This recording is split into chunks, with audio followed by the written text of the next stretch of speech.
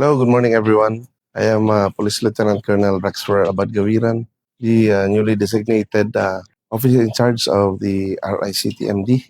And just this morning, we had a devotion with the founder of the MBK. It was a Pro 4A who was then our regional director.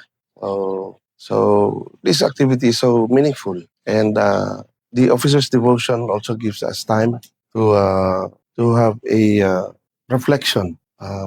Dahil sa busy work natin, minsan talaga, admittedly, talagang nakakalimutan natin. And this is a very nice activity para kami naman lahat ng mga officers dito sa regional headquarters ay magkaroon po ng time. Especially doon sa ating linkage, sa ating Panginoon, especially sa ating Poong May Kapal.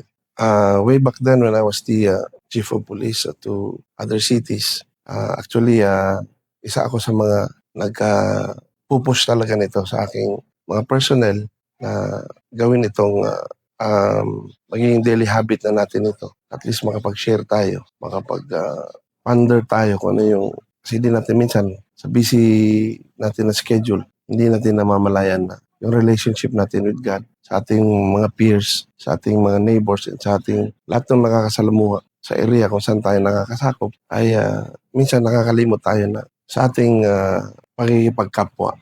Yun po yun. At this way, sabi ko nga po, very timely ulit na nabalik ako rito sa regional headquarters. And nakita ulit kami lang sa Sir Mau for matagal na panahon na. So, I'm so thankful that we're invited to this activity. Well, for may sarili kong the swim na ginagawa natin, swim MBK natin. This is really helpful, especially doon sa mga tao natin minsan kasi sa field, hindi natin nare-reach out yun. Hindi natin nakakausap sila personally due to busy schedule, due to may mga activities tayo. And that is a one way na i-upgrade natin yung attachment doon sa ating mga personnel that at least by through swim, through digitalization, ay nakakapag pa rin tayo sa kanila. Contact pa rin tayo. So, malaking bagay, malaking tulong sa mga personnel. If this is done in a proper manner, yung proper way talaga, matutulungan din natin yung mga kasamahan natin na nangangailangan.